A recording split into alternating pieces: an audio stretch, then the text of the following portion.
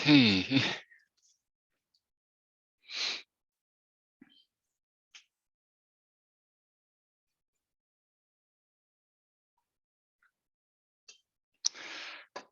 Okay, let's get started. We were here last time, right? We have been talking about the most simple cache structure, which is direct map cache. So we will talk about the other two cache structures today. This one, direct map cache is the most simple cache structure, and this one is an example, right? So we went through this slide last time.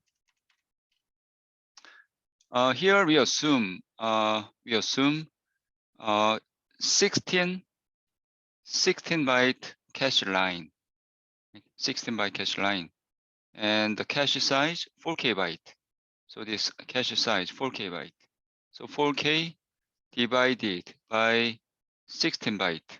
So that is why you have 256 entries, right? And then you use block address, right? Block address to search the cache. Select one cache entry for lookup. The reason why we use block address is because data transfer between cache and main memory is based on that block. Block is the 16 byte in this case, right? This cache line size. Main memory is divided, logically divided into 16 byte blocks, right? So that is basic unit. That is why we use your block address, right? So then next 8-bit is used to select cache entry to search, right? Search the data, right? You are looking for. Why 8? Because we have 256 cache entries, 2 to the power of 8, right? And the next, the remaining address is chunk ID. Remember, chunk, is not official name, but better to use that terminology because that is intuitive, right? A chunk ID. So chunk ID is compared against that tag information. Okay. And then next question is why this one cache line size. In this case, 16 byte cache line size, and I told you the Intel CPU, Intel processor you use, right? x86, and smartphone CPU ARM has 64 byte cache line size. If you cache line numbers, slide number 7. Okay, slide numbers here, right? So Intel Core 2 Duo 64 byte cache line size, right? And so we don't have detailed information for AMD and ARM CPU, but they are also using 64 byte cache line size. And why 64 byte? That is probably natural question, right? Here. So that cache line size for Intel processor and smartphone CPU ARM 64 byte. Why 64 byte? What if double the size, 128 byte, or even 256 byte? How about that? So computer architect at Intel, AMD, and ARM ask that same question to themselves, and to get that answer,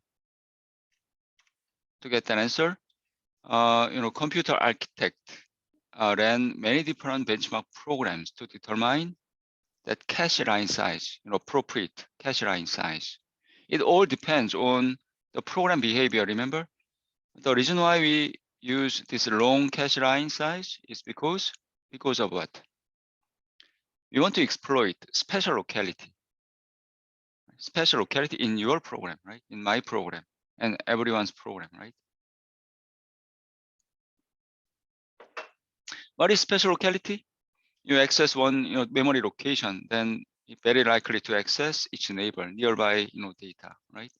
So nearby data. That is why when you access one data, we want to bring in each nearby data, whole memory block, right? Special locality. So to figure out the right cache line size, computer architect ran many different benchmark programs, and that is the graph they got. Okay, for the same size cache, remember, look at this. X-axis cache line size.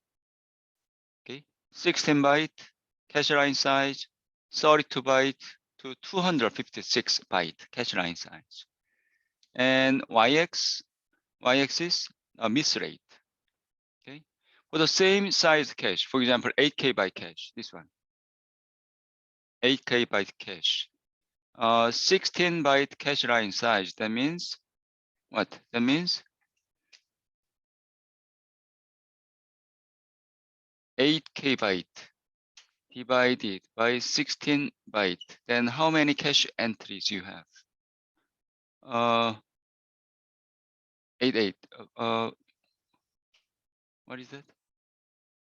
88. So 5, 12, right? Entry number 0, 2, 5, 11, right? 5, 12, right? In this case, okay. And if you double the size, cache, line, then 8 kilobyte divided by 32 byte, right? Then 256.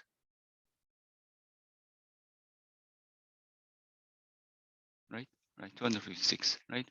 So then cache entries, right? 256. So they got this graph. So 8K byte cache and 16 kilobyte cache, 64K byte cache, blue, 256. And the miss rate goes down. Miss rate goes down if you increase. If you increase cache line size from 16 byte to 32, and 64 byte is the best cache line size, right? When it comes to miss rate, right? Miss rate is lowest if the cache line size is 64 byte. After that, if you increase further, then miss rate goes up.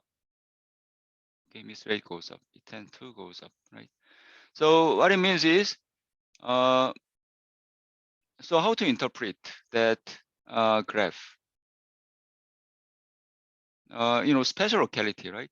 So if you access one memory location, very likely to access nearby data.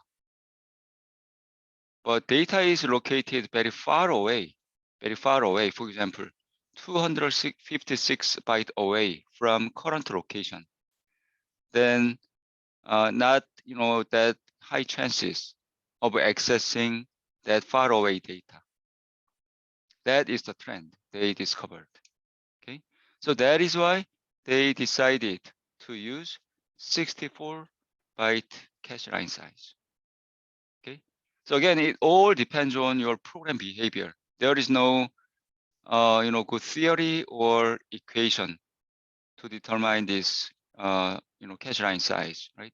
Because it depends on the program behavior, your sorting program. Right? Think about second assignment, right? Your program behavior, right? But that is the one, right? So 64 byte. Okay. Cheon, can you please? Cache hardware cost. How many total bits are required for a direct mapped data cache with 16K bytes of data and forward blocks assuming a 32-bit address? Okay, thanks. Direct map cache, right? Direct map data cache. Okay. The reason why we specified data cache is because of this. We need 30-bit field, right? 30-bit. Instruction cache, we don't have 30-bit, right? You don't update data instruction cache, right? You are just reading from instruction cache, right? We have separate. So we have CPU and instruction cache and data cache. So instruction cache is holding only machine code, right? Instructions. Right? Data cache is holding only data, right? And in case of instruction cache, there is no dirty field, right? Dirty bit. No dirty bit. Why? Because you are always read from an instruction cache, instruction patch, right? No update. You're not writing, no update. But when it comes to data cache, you sometimes read, right? LW instruction, SW instruction, you are updating both, right? Read and write. So that is why you need dirty bit to support write back cache. Write back. What is write back cache? You update only data cache. Main memory will be updated later on, eventually updated, right? But not now, because I don't want to access main memory because it's too slow, right? So data cache, okay, 16 kilobyte data cache. That means this green blocks, data part, that is 60 kilobyte, and we are assuming 4 word cache line. So each cache line size 4 words, meaning 16 byte. Okay, and CPU is generating 32 bit. Then to design this dynamic cache, how many bits? How many total bits you need, okay, to implement? So how to compute? So you have to figure that out, right? So here, so okay, go back. 16 kilobyte cache, and each cache line 16 byte. So divide, right? 16 kilobyte divided by that 16 byte. Then you can figure out how many entries you have right here. How many entries? So 1024, right? 1024 entries. Then block address. So to determine this tag size, you have to think about this address from CPU. Right? CPU is generating 32-bit address. Then you should ignore last 4-bit, right? Block address. That is block address. Why 4-bit? Because block size, cache line size, 16 byte. So you can ignore last 4-bit. Okay, that is block address. And then next 10-bit. 10-bit is used to search the cache because you have 1024, right? So that is index. Okay, block address, so that is index. And then how many bits remaining? 32 minus 14. So 18, right? 18 bits for tag, right? 18 bits, right? 18 bits. So how many total bits? Simple, right? You have 1024 cache entries. 1024 multiplied by what? 1 bit for dirty. 1 bit for dirty plus 1 bit for valid plus 18 bit for tag, and then plus what? 16 byte. 16 byte each cache line size, right? So if you do simple math, then what number we get? Okay, cache line size 16 byte. Okay, this one, and 18 bits for tag, 1 bit each for dirty and valid. Then you get this number, 18.5 kilobyte to implement 16 kilobyte data cache. 16 kilobyte green green data, right? To implement that, you need additional 2.5 kilobyte for tag, and dirty and valid. Okay, simple, right? Any question?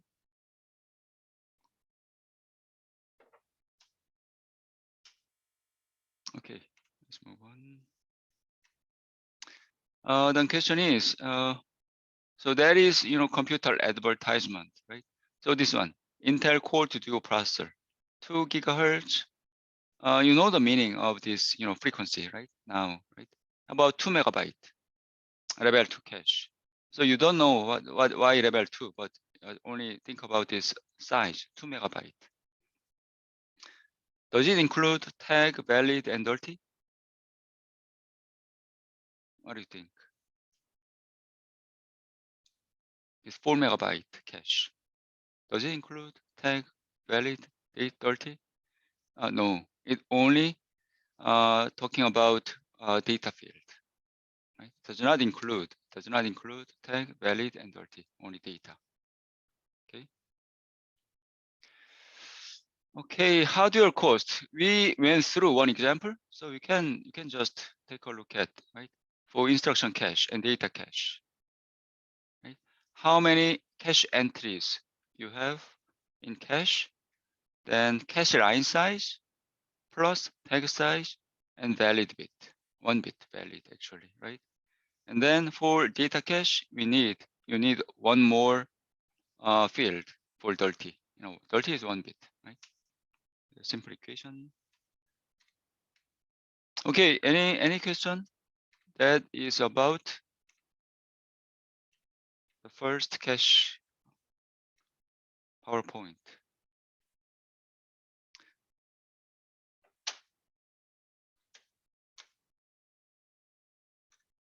Cache number 2. We now understand the cache operation, basic cache operation, and also we understand the most simple cache structure, direct map cache, right? Let's talk about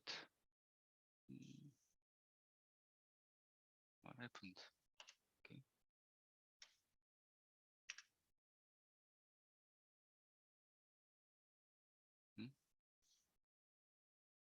Okay. Cache number 2. Okay, let's skip this performance slide because we haven't talked about this CPU time. Okay, skip this. This one too. Okay, this one too, and okay, this one. Okay, okay, this one.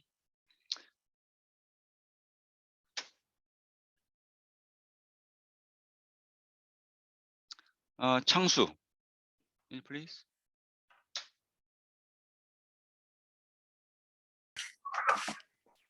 Heat time is also important for performance. Heat time is not always less than each CPU cycle. For example, the heat latency of core 2 use L1 cache is 3 cycles. To capture the fact that the time to access data for both hit and misses affect performance, designer sometimes use average memory access time AMAT, which is the average time to access memory considering both hits and misses. AMAT equal hit time plus miss rate x miss penalty. Example, CPU with 1 clock, 1 gigahertz. Hit time equal 1 cycle. Miss penalty equal 20 cycles. Cache miss rate equal 5%. Okay, thanks. So if you look at this example, the first PowerPoint, if you look at this example, memory access, this memory access has a huge impact on computer performance, right? So it takes 100 clock cycles, right? Typically, main memory. So that is why we want to design good memory hierarchy, essentially cache, right? And our hope is CPU does not have to access main memory. Cache serves CPU all the time. That is our hope, right? So after designing this memory hierarchy, cache, and computer architect is using a new metric to measure the performance of memory hierarchy, simply because memory access has a huge impact on performance, right? So after designing this cache, they measure the performance. How to measure the performance of cache, right? So they use this metric, average memory access time. Average memory access time. So CPU execute LW instruction, memory access, right? Memory read, memory write instruction. How long does it take on average, right? That is the metric, average memory access time, right? And that equation is this. Equation is hit time. What is hit time? You have CPU, cache, and main memory.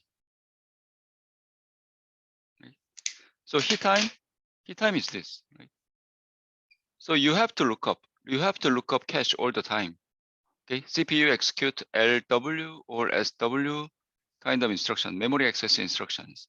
And you have to CPU should look up the cache all the time, right? Search the cache all the time. And if you miss, that is hit time. Okay, hit time, how long it takes to search the cache. And if you miss the cache, then you have to go out to main memory, right? So it takes additional clock cycles, that is miss penalty. Miss penalty, additional clock cycles to access main memory, right? So equation is AMAT, average memory access time. Okay, hit time. So 100% of the time, right? LW, SW, you have to look up the cache. Hit or miss, you have to look up the cache, right? Plus, then miss, how many times you have to go out, right? Miss rate. So for example, 10% of the time, one out of 10 memory access instructions, 1 out of 10, for example, right? 10% of the time you have to go out to main memory, right? Because you missed the cache. So miss rate, that is miss rate. One example, miss rate. Okay, miss rate. Then for that you need multiply miss penalty. That is the equation, right? So one example is assume that CPU is running at 1 gigahertz. Okay, CPU is okay. Let me write down here. AMAT equal to hit time plus miss rate multiplied by miss penalty. Okay, miss penalty. So one example, assume that CPU is running at 1 gigahertz. Okay, 1 gigahertz, 1 nanosecond clock period, right? That is this clock period, 1 nanosecond, right? Then hit time, we assume hit time is 1 cycle, 1 clock cycle, 1 cycle. That is what? 1 nanosecond. Okay, there. And then miss penalty, 20 clock cycles. 20 cycles. You have to wait 20 clock cycles to get memory block.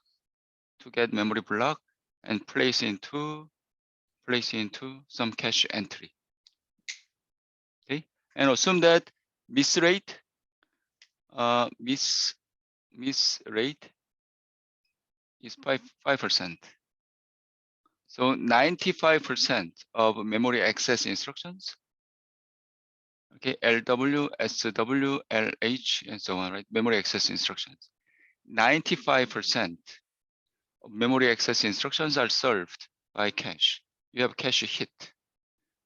But for 5%, you have to go out to main memory, right? Then let's measure average memory access time, right? AMAT.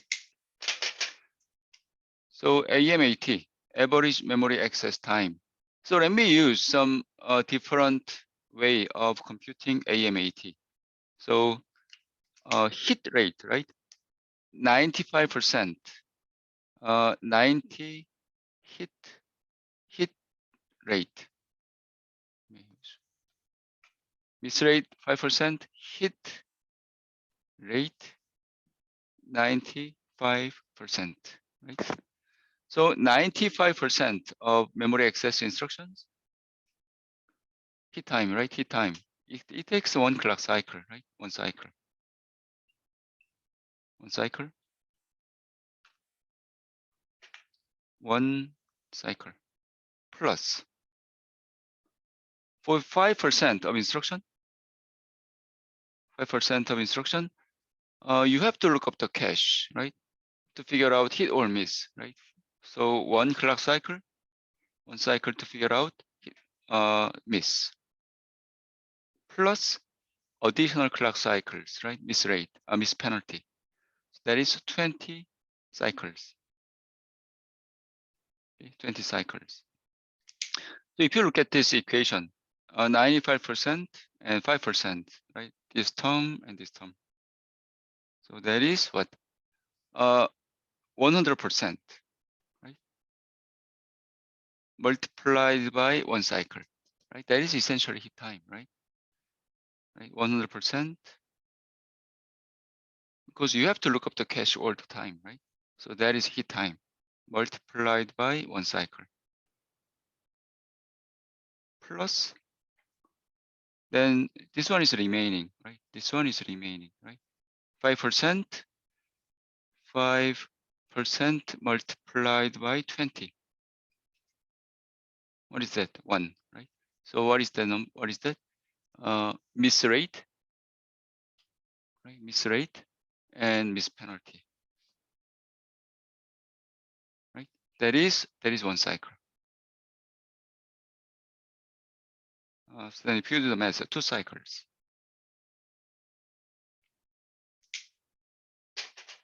Right?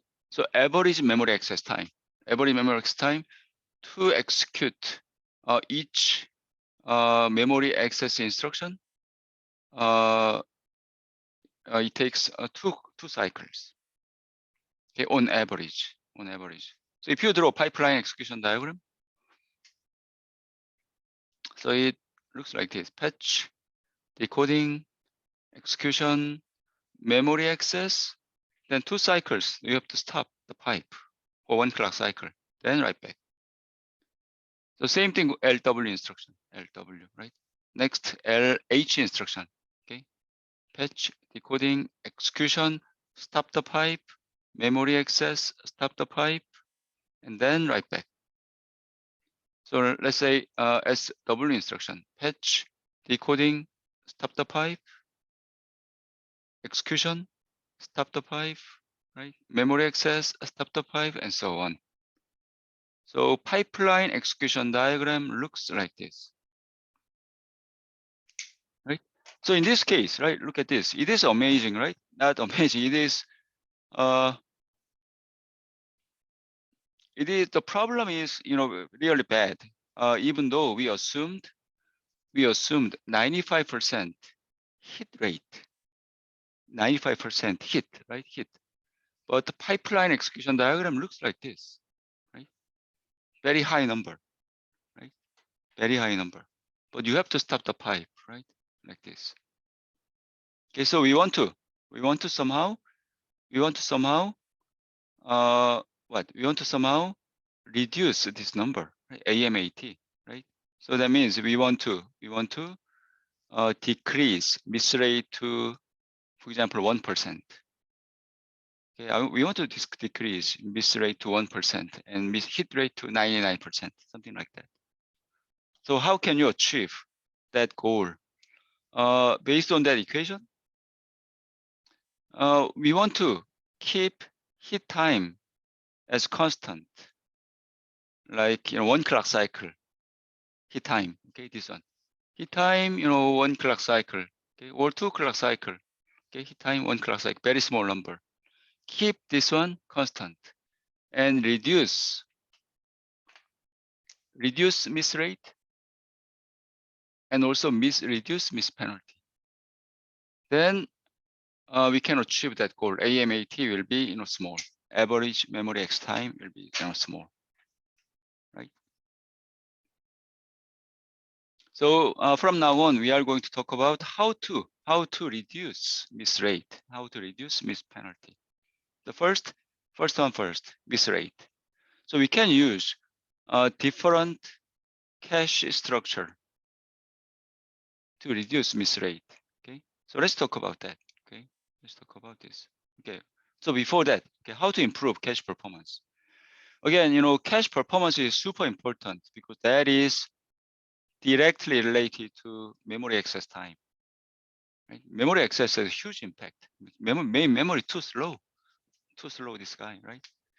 So what do you think? How to increase cache performance? Heju, can you please?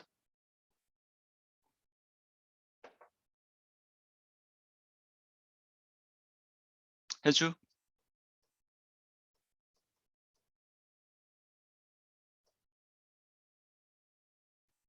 Yunsu, can you please?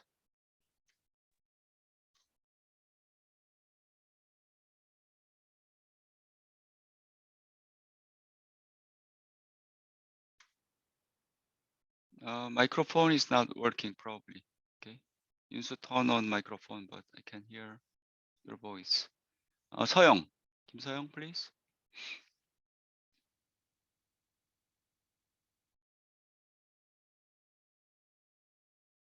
Okay, yeah, no problem. 정훈, 오정훈. Professor? Mhm. 오정훈. Okay, you're okay. Please. Can you please? Okay. Improving cache performance. How to increase the cache performance? To increase the cache size. Surely it would improve hit rate, but a larger cache will have a longer access time. At some point, the longer access time will beat the improvements in hit rate, leading to a decrease in performance. Okay, what do you think? How to increase of cache performance? So based on that, okay, based on that equation and based on this schematic, we have CPU, cache, and main memory. So how to reduce, based on that equation, how to reduce these two guys, miss rate and miss penalty? First, miss rate.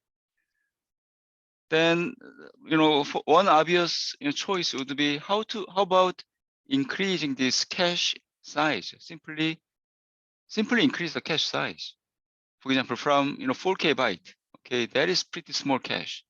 So how about increasing that cache to 8 megabyte, 1,000 times bigger cache?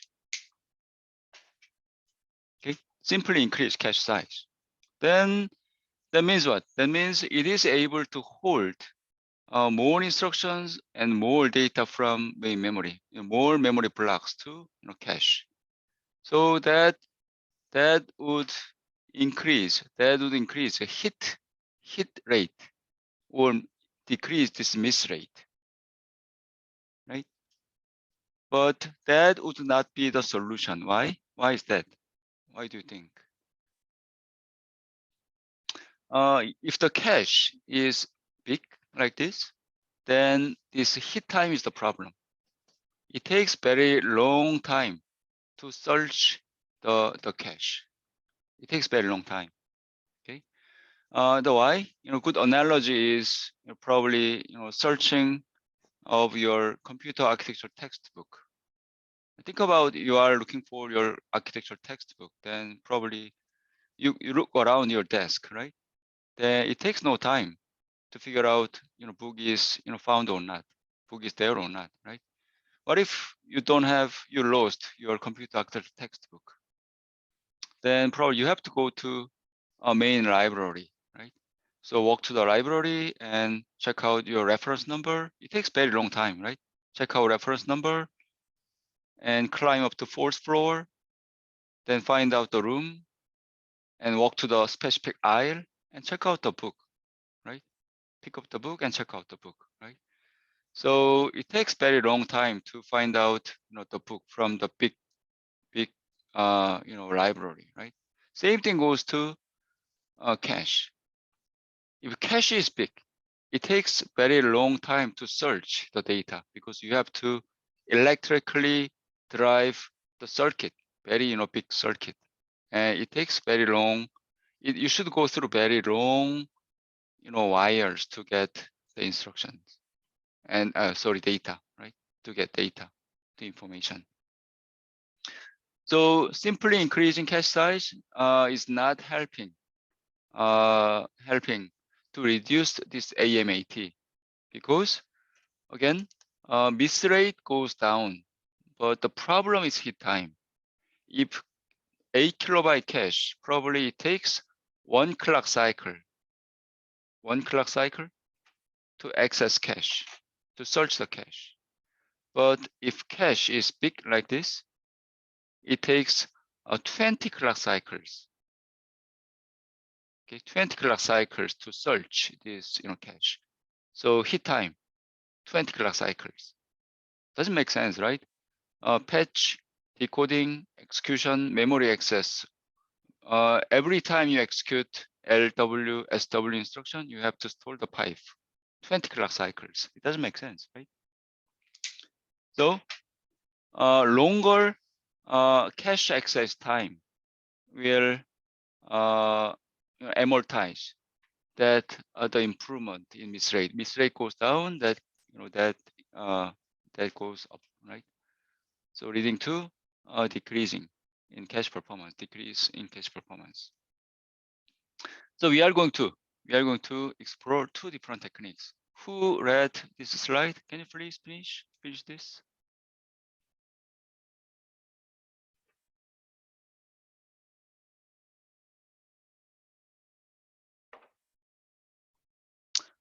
Who Yunsu, right? Who read this? 서영? No. Okay, Byung-woo, can you please?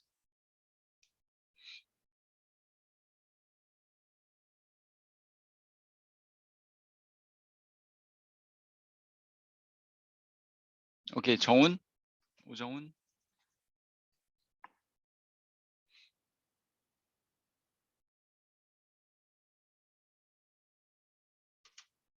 Okay. 이시훈. Can you hear me? Thanks. We will explore 2 different techniques. AMAT equal hit time plus miss rate multiplying miss penalty. The first technique reduces the miss rate by reducing the probability that different memory blocks will contend for the same cache location. The second technique reduces the miss penalty by adding additional cache levels to the memory hierarchy. Okay, thanks.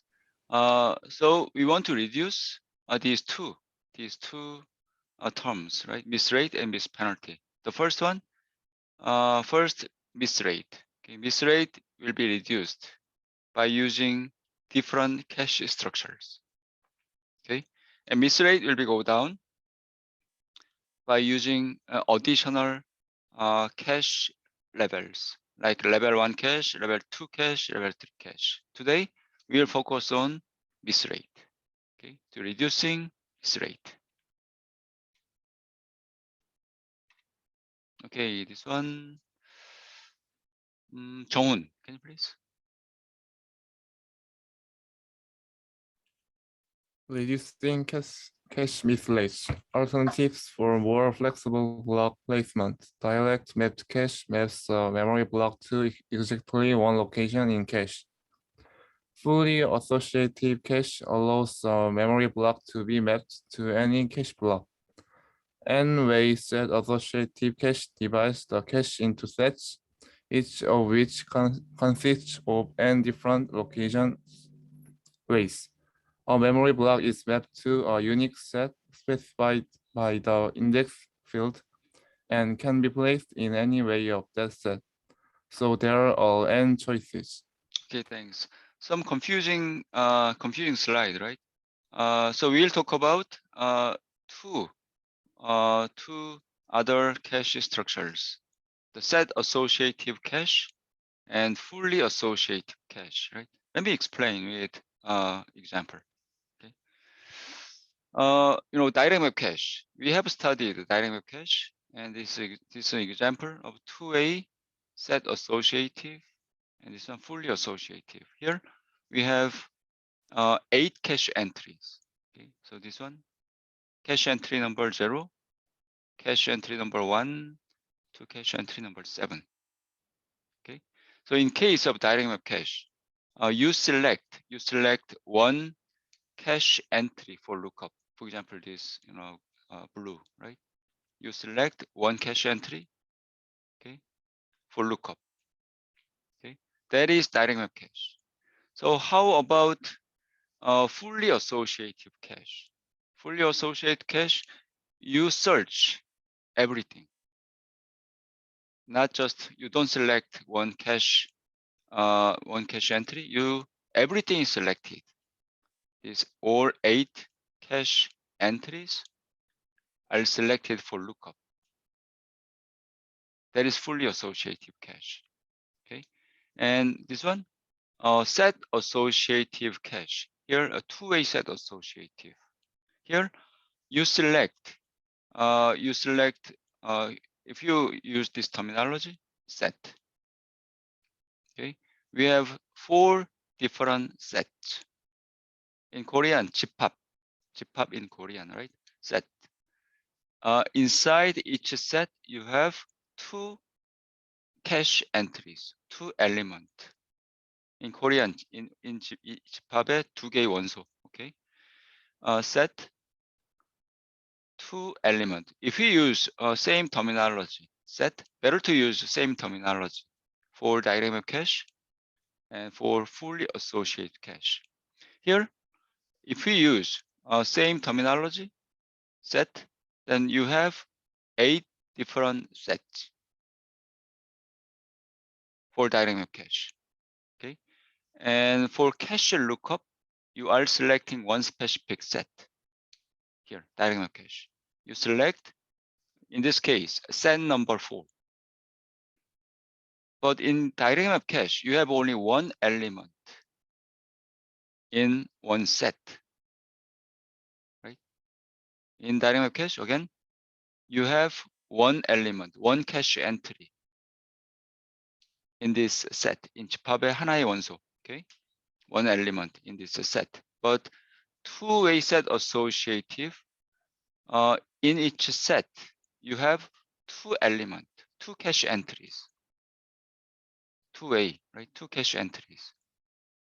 So for cache lookup, you are selecting one specific set using index, right? Using index, you select one specific set. Then these 2 cache entries. These 2 cache entries are compared against chunk ID. Okay. How about fully associated cache? You have only one set. So inside that one set, you have how many cache entries? How many elements? 8 different elements in fully associated cache. Because we have only one set, it is all elements are all selected for lookup. Okay, again, diagram of cache, regardless of this cache structure, you are selecting one set for lookup. That is the one, right? That is the one. That is good explanation. Regardless, again, regardless of cache structure, okay, you are selecting one set for lookup. So in direct map cache, you select one set, but inside that set, you have only one element, one cache line, one cache entry. Here, select one set. Inside the set, you have 2 elements, two-way set associative, 2 cache entries. You have only one set, so that set is selected all the time, or because we have only one set. Okay, so here, so for set, same sized cache, right? You have 8 cache lines, 8 cache entries, 8 cache entries, 8 cache entries, same sized cache, right? So if we use same terminology again, 8 different sets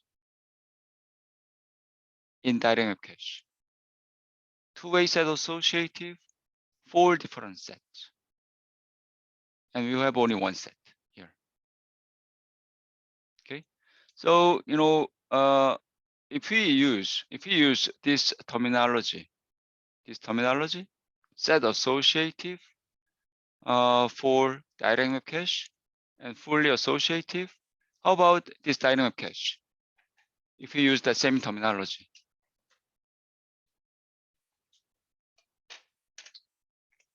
dynamic cache,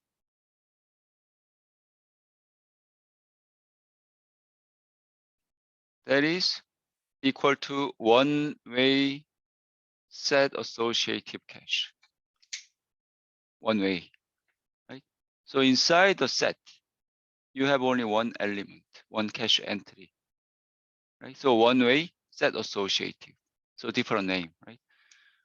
Two-way set associative, right? Each set you have 2 elements. How about fully associative in that case? Fully associative case, okay?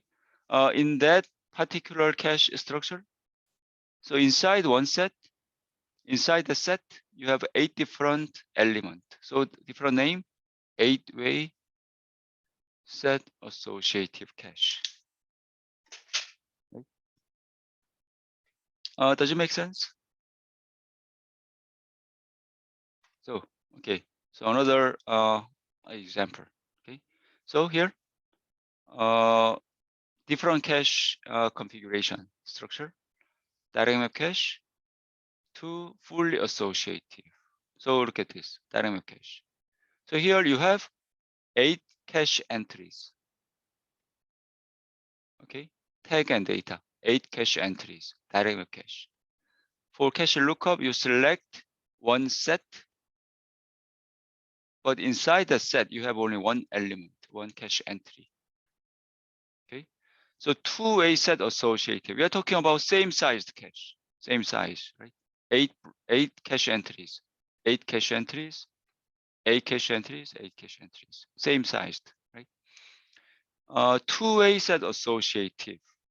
Here, you are selecting one set for lookup. And inside the set, look at this horizontal row, right? Horizontal. For set, in set number 0, you have 2, 1 cache entries, right? First one and second one.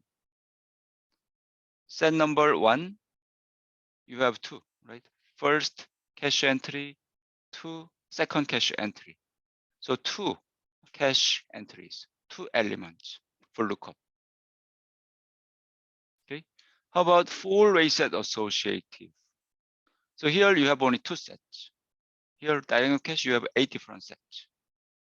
2 sets, and each set, inside each set, you have 4 different cache entries.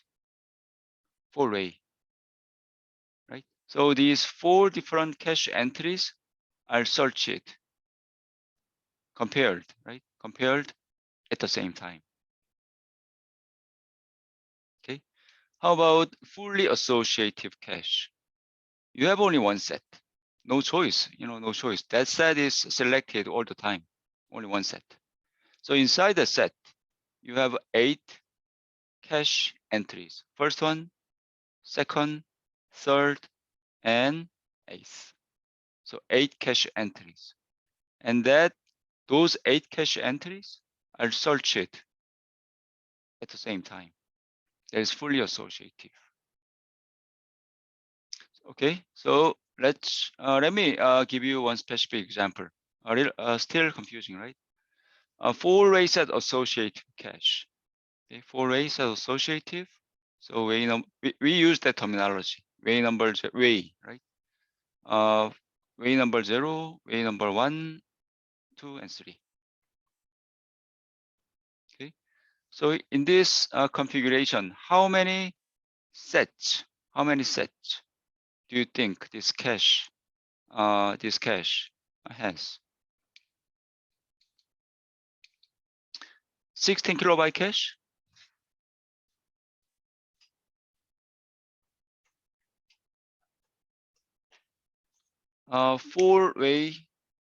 Four-way set associative cache, and talking about 16 kilobyte cache. Okay. So 4 different ways, right? So that is set number 0 to set number what? Set number what? How many sets?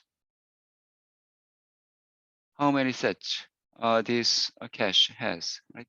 16 kilobyte cache. Here you have tag and data, right? Tag data, tag data, tag data. So 16 kilobyte cache, and you have 4 ways. So if you divide 16 kilobyte divided by 4, then there is 4 kbyte. So each way size 4 kbyte. Right? This one 4 kbyte, same thing, right? 4K, 4K. So 16 kilobyte. And here we are assuming what? 4 byte cache line. 4 byte cache line. This one, 4 byte. Not good example, right? Because it is not exploiting special locality. Okay, 4 byte, only 1 word, right? 1 word. Okay, 4 byte. So again, typical number, 64 byte. Typical number, 64 byte in x86 in ARM, smartphone CPU. Okay, that is typical number. But for simplicity, okay, I'm lazy. I don't want to draw complicated schematic diagram. That is why I use 4K, 4 byte. Then how many sets? Simple, right? 4 kbyte divided by 4 byte. Then you have 1024 sets. How many sets? 1024 sets. So set number 0, this one, this row, right? Set number 0, you have 1, 2, 3, 4 cache entries, 4 cache entries. Set number 1, 4 cache entries, right? Set number 1023, 4 cache entries. Okay, then from the address CPU generate, which field is used for cache lookup? Here again, the same thing, right? Block. We are using block address because data transfer between cache and main memory, block based, right? How do you get block address? In this case, you ignore last 2 bit because this one 4 byte cache line, right? 4 byte block. Again, not realistic number, right? So ignore last 2 bit, then you get this block address. Then next, how many bits? Next, how many bits are used to search, select a specific set? 10 bit. You have 1024 sets. Okay, so use 10 bit to select particular set. So in that set, right? In that set, you have 4 different elements, 4 different cache lines. So that information is coming out at the same time. Okay, tag information is coming out, and that is compared against chunk ID. This one.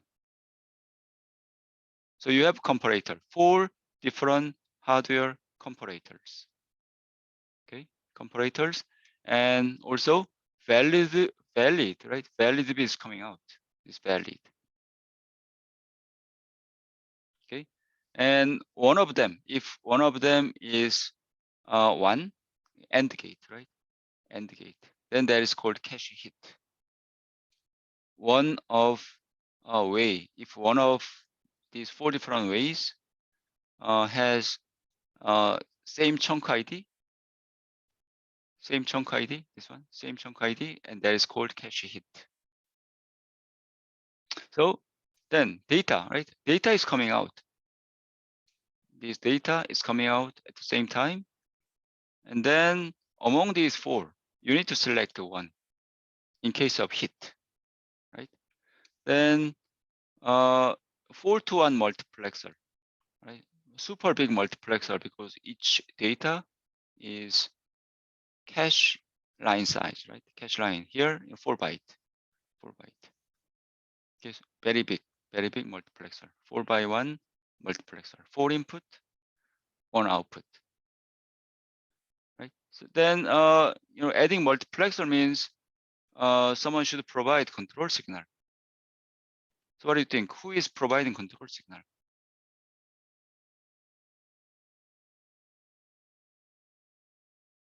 Of course, not from control unit, right? In CPU, right? So here, hit information.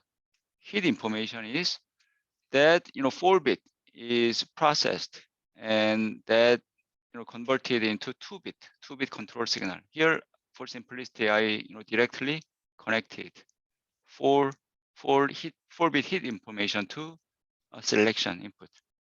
So you are supposed to have a 2-bit selection, right? Input. So hit information is essentially connected to this 4 mux selection because you have to select hit way, right? Hit way. Okay, among these four hit way. Okay, control signal. And in case of load word instruction, CPU execute memory access, memory read instruction, then that information is supplied to CPU. Okay, supplied to CPU. That is a cache structure, 4-way set associative cache structure. Any question so far?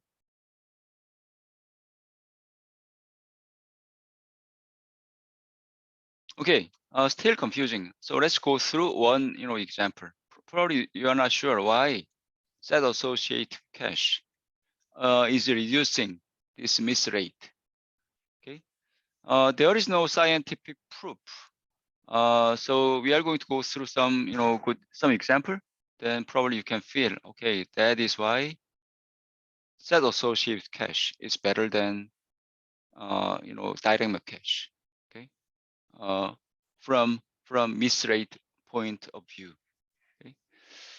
Okay, let's go through one example. Okay, here a fully associated cache. All cache entries will be searched. Okay, because you have only one set, right? Fully associative. N-way set associative cache. You select one specific set for lookup. Then there are n different N-way, right? N different cache entries for lookup, right? So let's go through one example. This one, Shinjeongbin, can you please?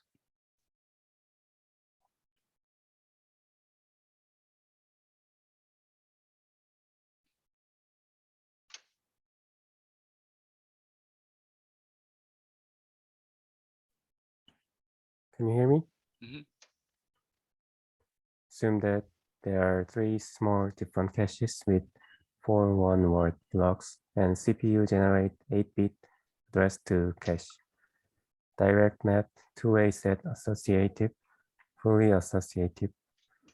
Find the number of misses for each cache organization given the following sequence of block addresses. 08068. We assume that the sequence is for all memory reach. Okay, thanks. Let's evaluate these 3 different caches. Direct map cache, two-way set associative, and fully associative cache. Three different cache structure with the same size. We're talking about same size cache. And here for simplicity, we are assuming a very small cache. 4 1 word block. Okay, 4. So if I draw direct map cache, 4 tag data, 4 cache entries.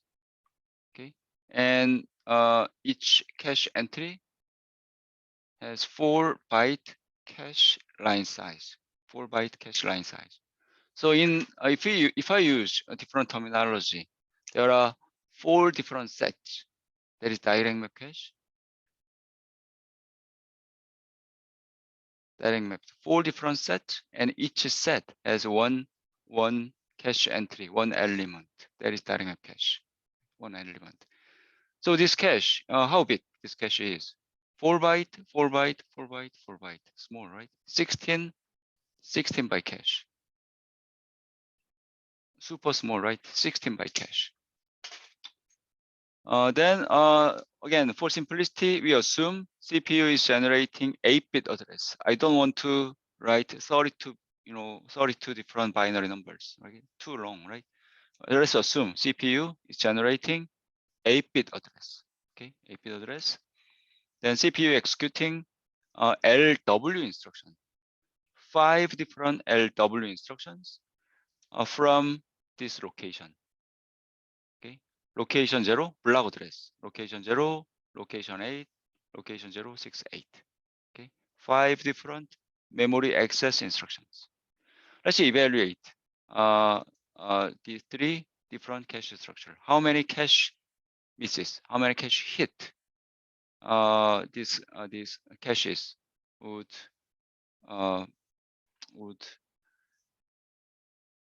generate. Okay, dynamic cache first.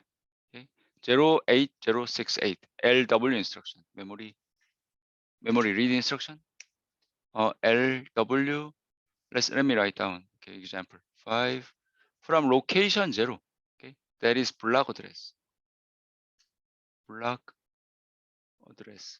And next instruction X6 8, right? Block address and 068.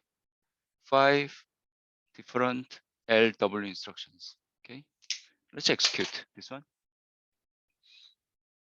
8-bit address. Okay. CPU generate. So block address. So block address. How do you get block address in this case? Because cache line size 4 byte. Right? Block size 4 byte. So you ignore last 2 bit. Last 2 bit. Then that is block address. Right? Block address. So 08068 block address. Right? So that is one block address. 0 6 zeros 0 6 zeros, right? This is a block address. Okay, 8 0 1 3 zeros 8, right? Block address and so on, right? So if you want to get byte address, then simply add, right? 2 zeros right here, 2 zeros. Then from here add 2 zeros, then byte address. Byte address 0 20 18 20. Okay. So for direct map cache, we are using next 2 bit to select specific set, right? To select cache entry, right? 2 bit to select a specific set because we have 4 sets in direct map cache. Okay, so let's execute. First LW instruction. From this block address, index. Okay, index is 0 0. Okay, so this 0 0. So you are selecting first set number 0. Hit or miss? Miss, right? There's nothing, right? Valid is all 0 at the beginning, right? So we have a cache miss here, cache miss. What should happen? You have to bring in, you have to read, from main memory, okay, main memory, and place into the cache, okay, that block, okay, and record tag information, chunk ID, this one, 4-bit, this one, 0000. Okay, so we have one miss, and that is a cache status after executing first this one, memory read instruction. Okay, so we are done. Then second memory read instruction. Second memory read 0. Read from location 8. So if you look at this block address, the index field is 00. So you are selecting set number 0. Hit or miss. Hit or miss. Miss. Why? Miss. Why? Because tag information is different from this chunk ID 0010. Okay, 0010 different. So we have cache miss. What should happen? You have kick out. Okay, so remove this memory block and bring in new memory block, right, from block address 8 and record chunk ID 0010 here. Okay, so we are done. Second instruction is done. Okay, now third instruction. Read from location 0, block address 0. So if you look at this address, the index field is 00. So you are again selecting set number 0. Hit or miss? Miss, right? Because tag information is different from 4 zeros, chunk ID, right? So we have cache miss. We have cache miss. Okay, then what should happen? Kick out. Okay, you go out. Okay, you remove this one, then bring in memory block. Okay, bring in memory block, place into cache, and then record chunk ID 4 zeros to the tag. So third instruction is done. Then the fourth instruction, read from memory block location 0, right? Location 6, sorry, location 6. So look at this address. Then index is 10. Index field 10. So you are selecting set number 2. Okay, hit or miss? Miss, right? Valid bit is 0. Valid is 0. So you have cache miss. What should happen?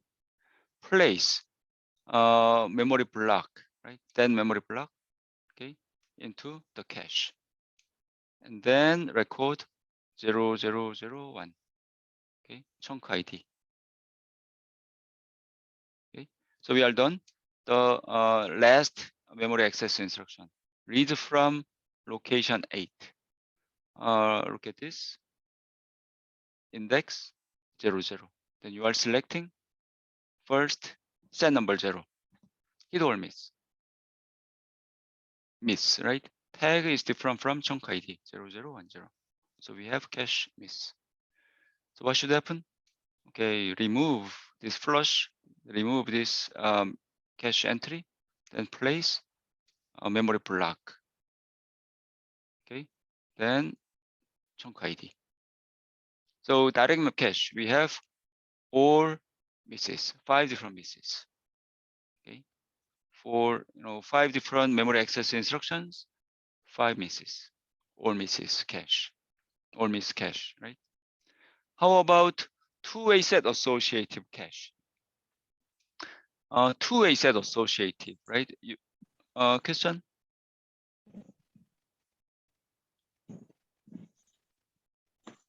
Okay, probably microphone is on. Please turn off. Two-way set associative. Here you have two different sets, And each set you have two element, 2A. Okay. And let's execute these 5 different LW instructions. And here you have to be careful. We have 1 bit index field because we have 2 different sets. Okay, 1 index. So block address, 1 index. Okay, so if you compare this one, 2-bit index, and here 1-bit index. Okay, because we have two sets. Okay, then okay. Go back. Okay. So then tag information. Tag is 5-bit. 5-bit. Okay. 5-bit. And the next 1 bit is used as an index. 1 bit. Okay. The first memory read instruction, location from 0. So you are selecting what? Set number 0. Hit or miss. The miss, right? So all informations are not valid. 0, right? So we have cache miss. What should happen? Place memory block, okay, and chunk ID. Okay, so we are done. Second memory read from location 8. So if you look at this address, index field 0, still 0, right? So you are selecting first set, hit or miss. Miss, right? Chunk ID is different, and this entry is not valid. So we have cache miss. Okay, what should happen? Remove this guy and bring in new memory block from this location. No, right? You don't have to remove this. You have unused, right? You know, unused cache entry. You can place new memory block to this cache entry, right? So memory block is placed here, and chunk ID, okay, 00000100. So second instruction is done. How about next instruction? Third instruction, reading from location 0. So index. If you look at the index, you are still selecting set number 0. Hit or miss.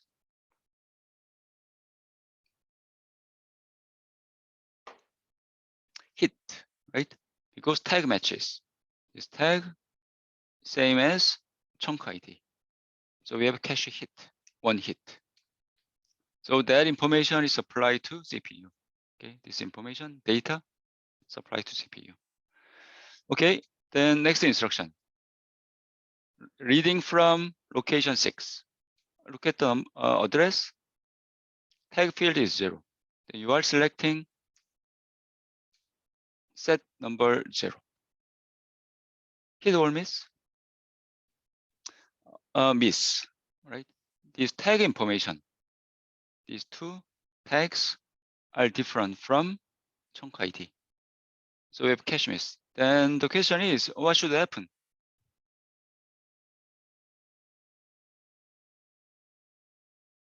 What should happen? You have to remove one of these 2. Which one do you want to remove? This one or that one? You have to bring in, right, memory block. So that means you have to select, you know, the victim. You want to evict. You have to evict one. You have to remove, right? One cache entry. Which one do you want to remove? This one, first one or second one? First one, why? Second one, why? So I want to remove second. Why do you think so?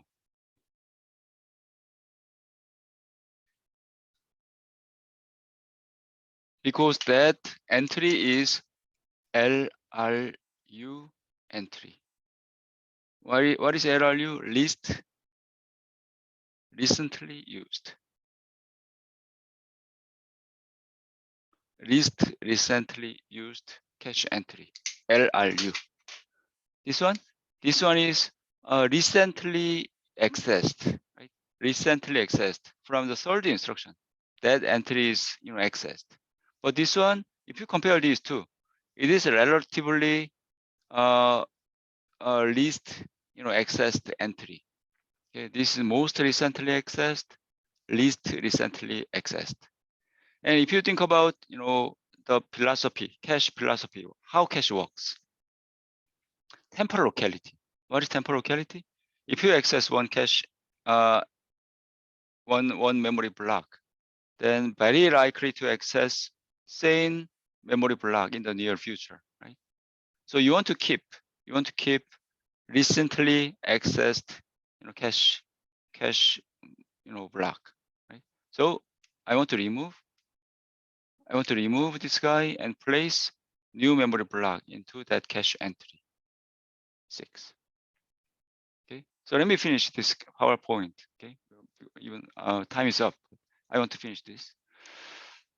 Then miss last memory access instruction from location 8. So look at this address. The index is still 0, right? So you are still selecting set number 0. Hit or miss, right? Tag, these two tags are different from this chunk ID. So we have cache miss. Then what should happen? You have to select, victim. Which one do you want to sacrifice or remove, right?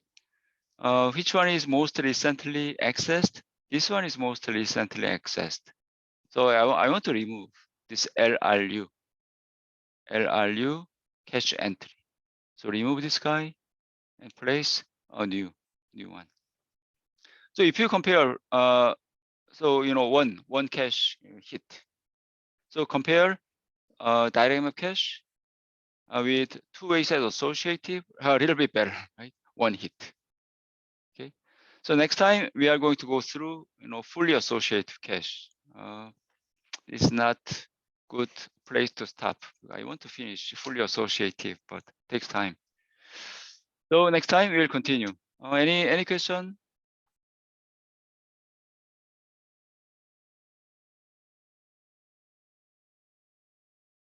All right, that is for today. See you on Wednesday. Bye. Thanks.